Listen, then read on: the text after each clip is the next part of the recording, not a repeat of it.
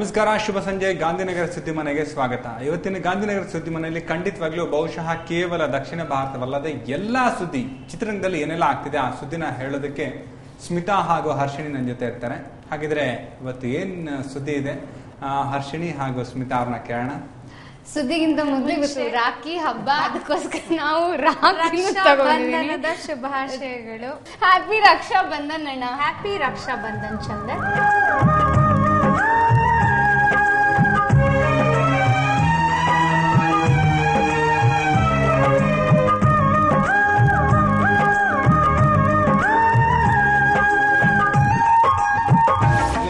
ಇವತ್ತು ಗಾಂಧಿನಗರ ಸುದ್ದಿ ಮನೆಯಲ್ಲಿ ಬಹುಶಃ ಕನ್ನಡ ಚಿತ್ರರಂಗದಲ್ಲಿ ಪ್ರಚಾರಕ್ಕೋಸ್ಕರ ಏನೆಲ್ಲ ಈ ವಿಚಿತ್ರವಾದಂತಹ ದೊಂಬರಾಟ ಆಡ್ತಾ ಇರ್ತಾರೆ ನಿಮ್ಗೆ ಗೊತ್ತೇ ಇರುತ್ತಲ್ವಾ? ಯಾಕಂತ ಹೇಳಿದ್ರೆ ನಿನ್ನೆ ಒಂದು ಧ್ವನಿ ಸುರುಳಿ ಬಿಡುಗಡೆ ಆಗಿದೆ, ಛತ್ರಪತಿ ಅನ್ನೋ ಒಂದು ಚಿತ್ರ. ಇದು ಮೂಲತಃ ತೆಲುಗು ರಾಜಮೌಳಿ ಅವರ ಚಿತ್ರ, ತರ್ಜುಮೆ ಮಾಡ್ಕೊಂಡಿರುವಂತದ್ದು. ಅವ್ರು ಏನ್ ಮಾಡಿದ್ರು ಅಂತ ಹೇಳಿದ್ರೆ, ಧ್ವನಿ ಸುರುಳಿ ಬಿಡುಗಡೆ ಮಾಡ್ತಾ ಇದೀವಿ, ಕರ್ನಾಟಕ ರಾಜ್ಯಾದ್ಯಂತ ಯಾರ್ಯಾರು ಪ್ರತಿಭಾವಂತರಿದ್ದಾರೆ ನೃತ್ಯ ಮಾಡುವಂತವ್ರು, ಅವರು ಈ ಒಂದು ಸುಂದರವಾದ ವೇದಿಕೆಯಲ್ಲಿ ನೃತ್ಯ ಮಾಡಿದ್ರೆ 1 ಲಕ್ಷ, ಬರೋಬ್ಬರಿ 1 ಲಕ್ಷ ಬಹುಮಾನ ಕೊಡ್ತೀನಿ ಅಂತ ದಿನೇಶ್ ಗಾಂಧಿ ಅವರು ಹೇಳಿದ್ರಂತೆ. ಎಲ್ಲಾ ನೃತ್ಯ ಮುಗಿತು, 3 ತೀರ್ಪುಗಾರರು ಸಹ ಬಂದಿದ್ರು. ಆದ್ರೆ ಕೊನೆಯಲ್ಲಿ ನೋಡಿದ್ರೆ ಇಲ್ಲ, ನಾವು ಸುಮ್ಮನೆ ನಿಮ್ಮ ಪ್ರತಿಭೆಗೆ ಒಂದು ಅವಕಾಶ ಮಾಡಿಕೊಟ್ಟಿದ್ದೀವಿ, ಯಾವುದೇ ರೀತಿಯ ಬಹುಮಾನ ಕೊಡಲ್ಲ ಅಂತ ಹೇಳಿದಾಗ ಉದ್ರೇಕಗೊಂಡಂತ ಆ ಒಂದು ವೇದಿಕೆಯಲ್ಲಿದ್ದಂತಹ ನೃತ್ಯ ತಂಡವರು, ಬೇರೆ ಬೇರೆ ಊರಿನವರು ಆ ಚಿತ್ರದ ಪ್ರತಿಯೊಂದು ಏನಿತ್ತು ಭಾವಚಿತ್ರ ಎಲ್ಲ ಹರಿದು ಹಾಕಿದಾರಂತೆ. ನಿಮ್ಗೆ ಏನನ್ಸುತ್ತೆ ಹರ್ಷಿಣಿ? ಛತ್ರಪತಿ ಸಿನಿಮಾಗೆ ಮೊದಲಿಂದನೂ ಸ್ವಲ್ಪ ವಿಘ್ನಗಳಾಯ್ತು. ರಾಗಿಣಿ ದ್ವಿವೇದಿ ಹೊರಗಡೆ ಹೋಗಿದ್ರಿಂದ ಹಿಡಿದು ಸಿನಿಮಾ ಮಾಡಲ್ಲ ಅಂತ ಹೇಳಿದ್ದು ಒಂದು ಗೊಂದಲಗಳಿಗೆ ಕಾರಣವಾಗ್ತಾ ಬಂತು. ಬಟ್ ಈ ಒಂದು ಸನ್ನಿವೇಶದ ಹಿಂದೆ ಏನಿದೆಯೋ ಗೊತ್ತಿಲ್ಲ. ಬಟ್ ಸ್ಟಿಲ್ ಇದು ಮಾಡಬಾರ್ದಾಗಿತ್ತು ಅಂತ ನಾವು ಹೇಳ್ಬೋದು. ಹಾಗೆ ಮತ್ತೊಂದು ನ್ಯೂಸ್ ಚಂದನ್, ಸ್ಯಾಟಲೈಟ್ ರೈಟ್ಸ್ ಒಂದು ಚಾನೆಲ್ಗಳು ಕಾಂಪಿಟೇಷನ್ ಮೇಲೆ ಮೇಲಿಂದ ಮೇಲೆ ಬಿದ್ದು ಸ್ಯಾಟಲೈಟ್ ರೈಟ್ಸ್ಗೋಸ್ಕರ ಹೋರಾಡ್ತಾರೆ. ಅದು ಪುನೀತ್ ರಾಜ್ಕುಮಾರ್ ಸಿನಿಮಾ ಅಂದ್ರೆ ಎಲ್ಲಾ ಚಾನೆಲ್ಗಳು ಕಾಂಪಿಟೇಷನ್ ಮೇಲೆ ಹೋಗ್ತಾರೆ. ಈ ಹಿಂದೆ ನಮ್ಗೆ ಗೊತ್ತಿರೋ ಹಾಗೆ ಹುಡುಗರು ಸಿನಿಮಾ 3 ಕೋಟಿಗೆ ಸ್ಯಾಟಲೈಟ್ ರೈಟ್ಸ್ಗೆ ಸೇಲ್ ಆಯ್ತು. ಪರಮಾತ್ಮ 3.5 ಕೋಟಿ, ಹಾಗೆ ಅಣ್ಣ ಬಾಂಡ್ 4 ಕೋಟಿ. ಈಗ ಯಾರೇ ಕೂಗಾಡಲಿ, ಈಗಾಗಲೇ ಶೂಟಿಂಗ್ ವೇಳೆನೆ ಈಗಾಗಲೇ ಸ್ಯಾಟಲೈಟ್ ರೈಟ್ಸ್ ಬಗ್ಗೆ ಮಾತಾಡ್ತಾ ಇದ್ದಾರೆ. ರಾಘಣ್ಣ ಇನ್ನ ಡಿಸೈಡ್ ಮಾಡಿಲ್ಲ ಯಾವ ಚಾನೆಲ್ಗೆ ಏನು ಒಪ್ಪಂದ ಮಾಡ್ಕೊಡ್ಬೇಕು ಅಂತ. ಬಹುಶಃ ಆಗಸ್ಟ್ ನಲ್ಲಿ ಸ್ಯಾಟಲೈಟ್ ರೈಟ್ಸ್ ಬಗ್ಗೆ ಎಷ್ಟು ಕೊಡೋದು ಏನು ಅಂತ ತೀರ್ಮಾನ ಆಗುತ್ತೆ. ಅದೇ ಹರ್ಷಿಣಿ, ಒಂದ್ ಮಾತು, ಬಹುಶಃ ಹಿಂದೆ ಹೊಸ ನಿರ್ಮಾಪಕರು ಚಿತ್ರ ಮಾಡ್ತಾ ಇದ್ದು ಉಪಗ್ರಹ ವಾಹಿನಿಯಿಂದ ನಮ್ಗೇನಾದ್ರು ದುಡ್ಡು ಸಿಗುತ್ತೆ, ಅದರಿಂದ ಏನಾದ್ರೂ ಚಿತ್ರಕ್ಕೆ ಮತ್ತೇನಾದ್ರೂ ಸಿಗ್ಬಹುದು ಅಂತ. ಇವೆಲ್ಲ ಮಾಡ್ತಾ ಇರುವಂತಹ ಕಸರತ್ತು ನೋಡಿದ್ರೆ ಉಪಗ್ರಹ ವಾಹಿನಿಯವರೇ ಈ ತರದ ತಾರೆಗಳ ಹಿಂದೆ ಬಿದ್ದಿರೋದು ನೋಡಿದ್ರೆ ನಿಮ್ಗೆ ಏನ್ ಅನ್ಸುತ್ತೆ ಸ್ಮಿತಾ? ಇಲ್ಲ, ಪವರ್ ಸ್ಟಾರ್ ಅಂದ್ರೆ ಅಪ್ಪು ಅವ್ರಿಗೆ ಅಷ್ಟು ಫ್ಯಾನ್ ಕ್ರೇಜ್ ಇದೆ, ಅಷ್ಟು ಆಡಿಯನ್ಸ್ ಬೇಸ್ ಇದ್ರೆ, ಹಾಗಾಗಿನೇ ಆ ಒಂದು ಚಿತ್ರಕ್ಕೆ ಸ್ಯಾಟಲೈಟ್ ರೈಟ್ಸ್ ಮುಂಚೆನೆ ತಗೋಬಿಟ್ರೆ ಆ ಒಂದು ಚಿತ್ರನ ಪದೇ ಪದೇ ಅವ್ರು ಎಷ್ಟು ಸಾರಿ ಬೇಕಾದ್ರೂ ಅವರ ವಾಹಿನಿಯಲ್ಲಿ ಅಂದ್ರೆ ಹಾಕೋಬಹುದು ಅಂತ. ಸೊ ಇದ್ರ ಬೆಳವಣಿಗೆ ಬಗ್ಗೆ I don't feel it's wrong. So ಅದು ಅಲ್ಲದೆ ಪ್ರೊಡ್ಯೂಸರ್ಸ್ ಕೂಡ ಒಂದ್ ರೀತಿಯ ಬೆನಿಫಿಟ್ ಇದೆ. ಹಾಗೇನೆ ಆಕ್ಟರ್ಸ್ ಗಳ ಫ್ಯಾನ್ ಕ್ರೇಜ್ ಎಷ್ಟಿದೆ ಅಂತ ಕೂಡ ಇದರಿಂದ ತಿಳ್ಕೊಬಹುದು. ಏನು ನೆನ್ನೆ ಅಷ್ಟೇ ನಾವು ಗಣಪತಿ ಸರ್ ಎಲ್ಲ ಡಿಸ್ಕಸ್ ಮಾಡಿದ್ವಿ. ಚಾರುಲತಾ ಚಿತ್ರನ ತುಂಬಾನೇ ಆಸೆಯನ್ನ ಇಟ್ಕೊಂಡು ಯೋಗೀಶ್ ದ್ವಾರ್ಕೀಶ್ ಅವರು ಈ ಒಂದು ಚಿತ್ರನ ಪ್ರೊಡ್ಯೂಸ್ ಮಾಡ್ತಾ ಇದ್ದಾರೆ. ಈ ಚಿತ್ರ ಏನಪ್ಪಾ ಅಂದ್ರೆ ಒಂದು ತಾಯ್ ಕೊರಿಯನ್ ಚಿತ್ರದ ರೀಮೇಕ್ ಚಿತ್ರ ಅಂತಾನೆ ಹೇಳ್ಬೋದು. ಸೊ ಆ ಒಂದು ಚಿತ್ರದಿಂದ ಇನ್ಸ್ಪೈರ್ ಆಗಿ ಮಾಡ್ತಾ ಇರುವಂತ ಚಿತ್ರ. ಈ ಚಿತ್ರದ ಸಿಮಿಲಾರಿಟೀಸ್ ಇವಾಗ ಸೂರ್ಯದ ನೆಕ್ಸ್ಟ್ ಚಿತ್ರ ಮಾತ್ರ ಅನ್ನೋದ್ರ ಜೊತೆ ಸಿಮಿಲಾರಿಟೀಸ್ ಇದೆಯಂತೆ. ಯಾಕಂದ್ರೆ ಈ ಒಂದು ಚಿತ್ರದಲ್ಲಿ ಚಾರುಲತಾ ಅಂದ್ರೆ ಪ್ರಿಯಾಮಣಿ ಅವರು ಕಂಜಾಯಿಂಟ್ ಟ್ವಿನ್ಸ್ ಪಾತ್ರನ ಮಾಡ್ತಾ ಇದ್ರೆ, ಸೂರ್ಯ ಅವರ ಮಾತ್ರನ್ ಚಿತ್ರದಲ್ಲೂ ಕೂಡ ಸೂರ್ಯ ಅವರು ಕಂಜಾಯಿಂಟ್ ಟ್ವಿನ್ಸ್ ಪಾತ್ರನ ಮಾಡ್ತಾ ಇದ್ರೆ. ಸೊ ಈ ಎರಡೂ ಚಿತ್ರದಲ್ಲಿ ಇದೊಂದು ಸಿಮಿಲಾರಿಟಿ ಇದೆ ಅಂತ ಕೂಡ ಕೇಳಿ ಬಂದ್ರು.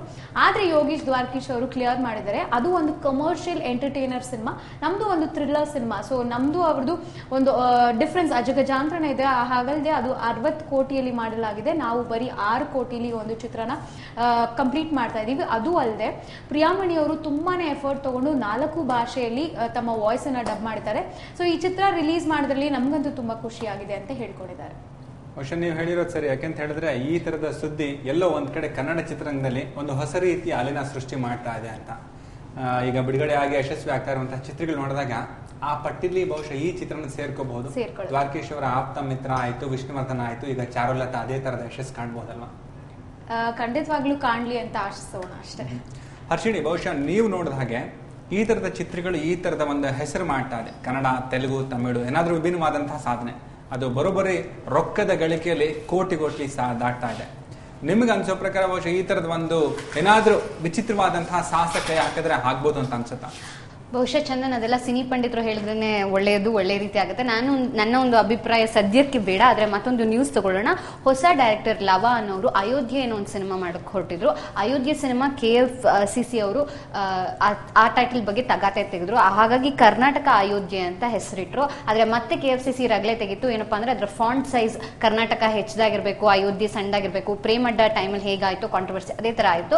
ಸೊ ಈಗೇನ್ ಮಾಡ್ಬೇಕು ಅಂತಿದ್ದಾರೆ ಲವ ಅನ್ನೋ ಡೈರೆಕ್ಟರ್ ಕೋರ್ಟ್ ಹೋಗ್ಬೇಕು ಅಂತಿದ್ದಾರೆ KFCC ವಿರುದ್ಧವಾಗಿ. ಹಾಗೆ ಈ ಸಿನಿಮಾ ಶೂಟಿಂಗ್ ಟೈಮಲ್ಲೂ ಕೂಡ ಸಾಕಷ್ಟು ಕಾಂಟ್ರವರ್ಸಿಗಳಿಗೆ ಒಳಗಾಯ್ತು. ಏನಪ್ಪಾ ಅಂದ್ರೆ ಗೌರಿಪಾಳ್ಯದಲ್ಲಿ ಸಿನಿಮಾದ ಶೂಟಿಂಗ್ ನಡೀತಿರ್ಬೇಕಾದ್ರೆ ಒಬ್ಬ ಮುಸ್ಲಿಂ ಹುಡುಗ ಹಿಂದೂ ಹುಡುಗಿ ಮೇಲೆ ನಡೆಯುವಂತ ಒಂದು ಸೀನ್ ನಡೀತಾ ಇರ್ಬೇಕಾದ್ರೆ ಒಬ್ಬ ಮುಸ್ಲಿಂ ಯುವಕ ಅಲ್ಲಿದ್ದಂತವನು ಅದನ್ನ ತಡೆ ಒಡ್ಡಕ್ ಬಂದಂತೆ. ಸೊ ಈ ಎಲ್ಲ ಕಾಂಟ್ರವರ್ಸಿಗಳ ಮಧ್ಯೆ ಈ ಸಿನಿಮಾ ಅದ್ ಯಾವ ಮಟ್ಟಿಗೆ ರೀಚ್ ಆಗತ್ತೆ, ಯಾವಾಗ ರಿಲೀಸ್ ಆಗತ್ತೆ, ಯಾವಾಗ ಪ್ರೇಕ್ಷಕರ ಮುಂದೆ ಬರ್ತಂತೂ ನಂಗೆ ಗೊತ್ತಿಲ್ಲ.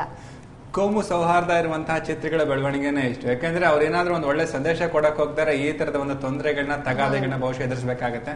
ಹಾಗೆ ನಮ್ಮ ಈಗ ಚಿತ್ರದ ರಾಜಮೌಳಿ ಅವರು ಮತ್ತೊಂದು ಹೊಸ ಚಿತ್ರದ ಒಂದು ಬೆಳವಣಿಗೆಲಿದ್ದಾರೆ. ನಾಯಕಿ ಈಗಾಗಲೇ ಸಿದ್ಧವಾಗ್ಬಿಟ್ಟಿದೆ. ಪ್ರಭಾಸ್ ನಾಯಕನಂತೆ. ಹಾಗೇನೆ ನಮ್ಮ ಕಮಲ್ ಹಾಸನ್ ಅವರ ಪುತ್ರಿ ಶ್ರುತಿ ಹಾಸನ್ ಅವರು ನಾಯಕಿಯಾಗಿ ಈಗ ಈ ಚಿತ್ರಕ್ಕೆ ಸೇರ್ಪಡೆ ಆಗಿದ್ದಾರೆ. ಚಿತ್ರ ನಿಜವಾಗ್ಲೂ ತುಂಬಾನೇ ಕುತೂಹಲ ಹುಟ್ಟಿಸಿದೆ. ಯಾಕೆಂದ್ರೆ ಈಗಾನೇ ಆಗಿ ಮಾಡಿರ್ಬೇಕಾದ್ರೆ ಇನ್ನು ಪ್ರಭಾಸ್, ಛತ್ರಪತಿ ಈ ತರದ ಚಿತ್ರಗಳು ಮಾಡಿರುವಂತ ಅವರು ಒಂದು ವಿಶೇಷವಾದಂತ ಏನೋ ಹೊಸ ರೀತಿಯ ಕಲೆನ ಅವ್ರು ಹೋಗಿ ಕಲ್ತ್ಕೊಂಡ್ ಬಂದು ಆಮೇಲೆ ಚಿತ್ರ ಮಾಡೋ ತರ ಒಂದು ಹೊಸ ರೀತಿಯ ಸುದ್ದಿ ಇದೆ. ಇಲ್ಲ ಚಂದನ್, ಈಗ ಬಗ್ಗೆ ಹೇಳ್ತಾ ಇದ್ರಿ, ಅದ್ರ ಬಗ್ಗೆ ನಾನು ಹೇಳಲೇಬೇಕು ನಿಮ್ಗೆ. ಒಂದು ಇಂಟರ್ನೆಟ್ ಅಲ್ಲಿ ಅಂತರ್ಜಾಲದಲ್ಲಿ ಒಂದು ಆರ್ಟಿಕಲ್ ಓದಿದೆ. ಈಗ ಸಿನಿಮಾದ ನಂತರ ಸುದೀಪ್ಗೆ ಯಾವುದೇ ಒಂದು ಡೈರೆಕ್ಟ್ ಆಫರ್ಗಳು ಬಂದಿಲ್ಲ ಅಂತ. ಈ ಬೆಳವಣಿಗೆ ಬಗ್ಗೆ ಏನ್ ಹೇಳ್ತೀರಾ? ಏನೋ ವಿಚಾರಿಸಿದಾರಂತೆ ಸುದೀಪ್ ಬಗ್ಗೆ, ಇಂಡೈರೆಕ್ಟ್ ಆಗಿ ಏನೋ ಮಾತುಕತೆ ನಡೆದಿದೆಯಂತೆ. ಒಂದು ಡೈರೆಕ್ಟ್ ಆಗಿ ಆಫರ್ ಯಾವ್ದು ಬಂದಿಲ್ವಂತೆ ತೆಲುಗು ತಮಿಳಲ್ಲಿ ಅಂತ. ಬಹುಶಃ ನನ್ನ ತಮಿಳುನಾಡಿನ ಒಬ್ಬ ಸ್ನೇಹಿತರು ಹೇಳ್ತಾ ಇದ್ರು, ಹಳ್ಳಿ ಕಡೆ ಬಿಟ್ಟು ತಮಿಳುನಾಡಿನ ಕೆಲವು ಪ್ರಮುಖ ಬೀದಿಗಳಲ್ಲಿ ಸುದೀಪ್ ಅವರ ಭಾವಚಿತ್ರ ಇರುವಂತಹ ಈಗದ ಯಾವುದೇ ಒಂದು ಪ್ರಚಾರ ಇರುವಂತೆ. ಕನ್ನಡಿಗರನ್ನ ಬಹುಶಃ ಎಷ್ಟು ಮಟ್ಟಿಗೆ ಅಲ್ಲಿ ಎಲ್ಲರೂ ಹಾಡು ಹೊಗಳ್ತಾ ಇದಾರೆ, ಸುದೀಪ್ ಅಭಿನಯ ಹೀಗಿದೆ ಹಾಗಿದೆ ಅಂತ. ಆದ್ರೆ ಅವರ ಭಾವಚಿತ್ರ ಇರುವಂತಹ ಯಾವುದೇ ಒಂದು ದೊಡ್ಡ ಭಾವಚಿತ್ರ ಎಲ್ಲೂ ಅಡ್ಸಿಲ್ವಂತೆ. ಹಾಗಿದ್ರೆ ಚಂದನ್, ಈಗ ನಾಗಾರ್ಜುನ ಅವರಾಗಿರ್ಬೋದು, ವೆಂಕಟೇಶ್ ಆಗಿರ್ಬೋದು, ಅಂದ್ರೆ ಸೌಹಾರ್ದತೆಯಿಂದ ನಾವು ಸುದೀಪ್ನ ತೆಲುಗು ಇಂಡಸ್ಟ್ರಿಗೆ ವೆಲ್ಕಮ್ ಮಾಡ್ತಾ ಇದೀವಿ ಅಂತೆಲ್ಲ ಟ್ವೀಟ್ ಮಾಡಿದ್ರು. ಇದೆಲ್ಲ ಸುಳ್ಳ? ಬಿಕಾಸ್ ಸುದೀಪ್ ಅವರ ಭಾವಚಿತ್ರನ ಇಟ್ಕೊಂಡು ತೆಲುಗು ನಾಡಲ್ಲಿ ಅಂದ್ರೆ ಆಂಧ್ರ ಪ್ರದೇಶದಲ್ಲಿ ಎಲ್ಲೂ ಒಂದ್ ಕಡೆ ಪ್ರಚಾರ ಮಾಡ್ಲಿಲ್ಲ ಅಂದ್ರೆ ಸುದೀಪ್ನ ಯಾವ ಮಟ್ಟದಲ್ಲಿ ಪ್ರಚಾರ ಮಾಡಿದ್ದಾರೆ?